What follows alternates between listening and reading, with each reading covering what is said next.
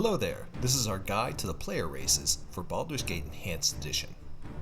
Baldur's Gate has 7 available races for creating characters. For my playthroughs and starter guides so far, I've only played as humans, but it's high time that I look at the 6 other races and their options for available classes. Today, we're going to look at their advantages and disadvantages, as well as taking a look at some interesting race and class combinations.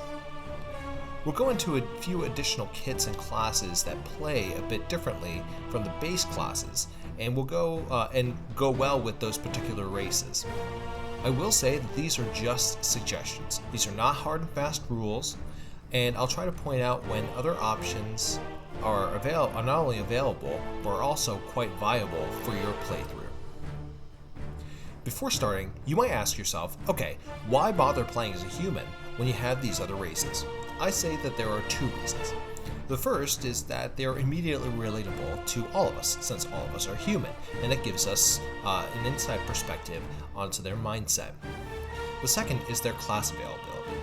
Humans have a huge availability for their classes. Particularly, they can play as paladins and monks, where no other class can play those 2.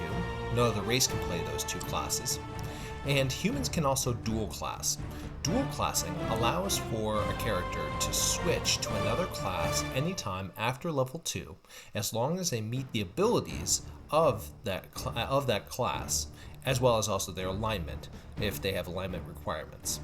This adds a huge mechanic trait that can make your class into a powerhouse if you dual class correctly. For the other races, they can multi-class, which is a little bit different from dual classing in that these characters start with abilities from both classes and then split the experience earned between the 2 classes down the middle. It will take them a bit longer to get into higher levels, but it lets a character set their equipment and their playstyle very early on, rather than having to switch it through the game when they switch to a new class, as a dual class needs to do. Let's start with Elves. Elves are long-lived, slender, delicate, and pretty. They get bonus towards dexterity and a penalty to constitution. Elves get a big resistance towards charm and sleep. They get infravision, which helps them to see at night or in darkness. And they get a Thaco bonus with bows, short swords, and long swords. And with thieving, they are better at hiding in shadows compared to other skills. The cool thing about Baldur's Gate is that they point out the sub-races of each group. For Elves, there are 6 different sub-races, including the ever-popular Drow. That being said, that doesn't really affect the gameplay for your character. Don't let the hit to Constitution scare you away from having your elf play as a warrior. Yes, they do take a small hit to their maximum HP, but they do get additional AC if they are having the maximum dexterity of 19, which your elf really should always have. For non-warrior classes, elves don't get any bonus or penalty to HP. So they don't get any bonus to HP above when their constitution is above 16 anyway, so you don't really need to worry about your elf having maximum HP. Elves have a pretty good list of available classes and kits. They can be fighters, rangers, clerics, mages, thieves, and sorcerers. Elves can also multi-class as a fighter thief, a fighter mage, a mage thief, or as a fighter mage thief.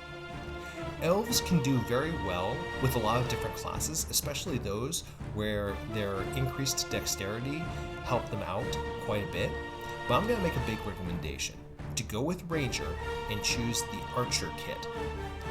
Archers are a kit of Ranger, and they are the kings and queens of missile damage. Seriously, if someone were to ask, hey, what would you recommend that I play if I don't want to be a human? I would say an Elven Archer is the way to go. Archers get a big bonus to hit and to damage because they get basically a +1 bonus to both every 3 levels with their ranged weapons, and that scales very nicely throughout the entire playthrough of the game. They also get the Called Shot ability that damages opponents with different effects as the archer levels go up. These called shots are cumulative, meaning if a target were to be hit 3 or 4 times with a called shot, then they get 3 or 4 times the debuff, which is really scary. So archers are, bar none, the kings and queens of missile attack and damage. Now let's look at half-elves. Half-elves get improvision, and they get a small resistance to charm and sleep spells. Half-elf thieves are particularly good at pickpocketing. In looking at their statistics, I'd say that unless you're role-playing as a specific half-elf character, I'd go with either just playing as an elf or just playing as a human. However, I do see the appeal of playing as a half-elf, especially since they get the behavioral mindset of humans with the attractiveness and longevity of normal plain elves. I just wish that there was a little more there for the statistics. A nice perk about half-elves is that they can be a large number of different classes. The only base classes that they can't be are paladins and monks, but they can multi-class into just about anything, including a lot of different combinations that elves can't do. Since half-elves don't get a big statistical advantage towards one ability or the other, half-elves can't really go wrong with any one particular class, but they don't get any specific direction towards any of those classes. So I'd say that half-elves are best used for going into multi-classing, as they would have a wide selection of different multi-classing options, but we can certainly explore that in another video. Next are the dwarves. They're almost the opposite of elves in that they're short, they're squat, they're tough, and they're a little bit unattractive, but they are also long-lived, and they also get improvision. Dwarves get a bonus to Constitution, but they take a penalty to both Dexterity and to Charisma. Dwarves are known for being tough and not necessarily cuddly. That boost to Constitution really helps them out in their saving throws in order to not fall prey to spells or other dangerous effects. All dwarves, halflings, and gnomes get bonuses to these saves, and they're nicknamed as shorty saves. Though dwarves take a hit to Dexterity, dwarven thieves get a bonus to finding traps, opening locks, and setting traps. Unlike half-elves, dwarves get a very limited selection for classes. Dwarves can be fighters, clerics, thieves, fighter clerics, or fighter thieves. A dwarven fighter is a good classic choice, and it's worth checking out, but I'm going to actually turn our attention to the thief kit of the bounty hunter. Bounty hunters get a big boost to their ability to set traps at a cost of 5 points per level to put into their other skills. In addition, bounty hunters get a unique trap that they can set from a distance to pop right into a hostile area that your character might not see yet. This makes them great at giving a party a leg up in fighting before the fight even begins. Dwarves don't normally make great thieves, but they can be pretty good bounty hunters, and they can set these traps to really help out the party, especially when playing with SES, where there's going to be mages that are casting spells ahead of time, and dwarves can just hop out of the way, or bounty hunters can hop out of the way and handle and let the traps do a lot of the work, while the rest of the party can then move in to take out a weakened opponent. Bounty hunters, I think, are probably one of my favorite kits. They do, of course, take that 5-point penalty. They only get to spread out 20 points per level, but I think it's a pretty fair trade-off to make. Next are halflings. Halflings are short humans with big feet who love good living, good cooking, and a nice hole in the ground. Halflings get those shorty saves that we saw in the dwarves. This time, it's specifically for saves versus death and versus wand, and these are helped by having a high constitution. For abilities, Halflings get a bonus to dexterity, but a penalty to strength and to wisdom. Halflings get a bonus to hit for slings, and they get a boost to their stealthing abilities, helping them to be the best burglars around. Halflings have an even more limited selection for classes though, although I'd say this makes them excellent thieves or fighter thieves. For this, I want to show off another kit of thief that plays into their strengths, the assassin. Assassins are very good in combat, and they get big bonuses to their stealth and to their backstabs, particularly at higher levels. They can backstab for 7 times the normal damage compared to a normal thief's 5 times the damage. Assassins can also poison their weapons, which is okay, but it's nothing to really write home about. However, assassins only get 15 points to spread to each of their other skills each level. This is very low, and it's usually only going to go to stealth. So my advice is, if you're going to make an assassin as your main character, make sure you have another thief there to take care of locks and traps. Now we're going to look at gnomes. Gnomes are just a little bit shorter than dwarves. They have very nice beards, and they focus on being kind of the nerds of the Dungeons & Dragons universe. Each gnome you meet will think that they are smarter than you, and they will not shut up about it. Gnomes' shorty saves focus on saves versus wand and saves versus spell. They gain infravision, and they get a bonus to intelligence, but they take a hit to their wisdom. Gnome thieves get their biggest bonuses to finding traps and detecting illusions. Interestingly, gnomes don't suffer any penalties to their physical stats, meaning that if you were to create a gnome fighter who, thanks to their shorty saves, could be a better fighter than a human fighter. Gnomes have a pretty wide selection of classes and multi-class options, though let's face it, you want to hear about the gnome illusionist. Illusionists are considered to be specialist mages, which are mages that specialize in a particular school of arcane magic. Specialist mages are interesting for their trade-offs, and that they get an extra spell per level of casting that can be used for any spell that they can learn, not just for their specific school. They also get a bonus for learning spells in their particular school, and they get bonuses to resisting hostile effects of the spells of that particular school.